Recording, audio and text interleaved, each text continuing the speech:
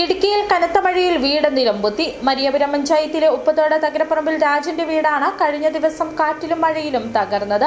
വീടിന്റെ അപകടാവസ്ഥ മൂലം കഴിഞ്ഞ ദിവസം മുതൽ ഇവർ മറ്റൊരു വീട്ടിലേക്ക് താമസം മാറിയിരുന്നു. വീട് തകർന്നതോടെ വീട്ടുപകരണങ്ങളും നശിച്ചു. മരിയപുരം പഞ്ചായത്തിലെ ഉപ്പുതോട് 3-ാം വാർഡിൽ താമസക്കാരായ തകരപ്പറമ്പിൽ രാജന്റെ വീടാണ് ശക്തമായ കാറ്റിലും മഴയിലും നിലം പതിച്ചത്.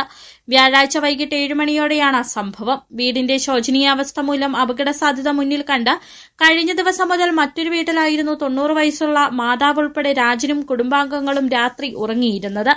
രാജന്റെ കൊച്ചുമകന്റെ ചികിത്സയ്ക്കായി മകനും ഭാര്യയും കോട്ടയം മെഡിക്കൽ കോളേജിലുമായിരുന്നു.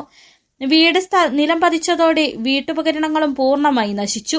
ആശുപത്രിയിൽ നിന്നും മകൻ തിരികെ എത്തുന്നതോടെ രാജനും മറ്റു കുടുംബാംഗങ്ങൾക്കും താമസിക്കാൻ ഇടമില്ലാതായി. 10 സെന്റ് ഭൂമി മാത്രമുള്ള രാജന്റെ കുടുംബത്തിന് സ്വന്തമായി വീട് നിർമ്മിക്കുവാനുള്ള സാഹചര്യമില്ല. മരിയപുരം പഞ്ചായത്ത് വൈസ് പ്രസിഡന്റ് കൂടിയായ വാർഡ് മെമ്പർ സണ്ണി ജോണും പൊതുപ്രവർത്തകരായ തങ്കച്ചൻ അമ്പാട്ടുകുഴി, വിജയൻ കല്ലിങ്കൽ, റോയി ഇടശ്ശേരിക്കുന്നേൽ ഉൾപ്പെടെയുള്ളവർ സ്ഥലത്തെത്തി. ഉപ്പുതോട് വില്ലേജ് ഓഫീസ്, മരിയാപുരം പഞ്ചായത്ത് കളക്ടറേറ്റിലും ഉൾപ്പെടെ ബന്ധപ്പെട്ട അധികൃതരെ വിവരം ധരിപ്പിച്ചിട്ടുള്ളതായി വൈസ് പ്രസിഡന്റ് സണ്ണി ജോൺ പറഞ്ഞു.